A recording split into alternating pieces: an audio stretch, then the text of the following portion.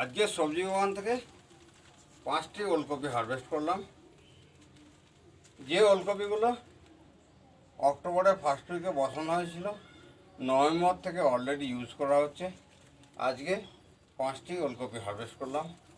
এখনও বিভিন্ন অংশে প্রচুর পরিমাণে ওলকপি আছে, যেগুলো আমরা ছাদের পড়ে থাকা বিভিন্ন অংশে বিভিন্ন রকম সবজির মধ্যে ওলকপিগুলো বিভিন্ন জায়গায় বসানো হয়েছিল, যেগুলো আমরা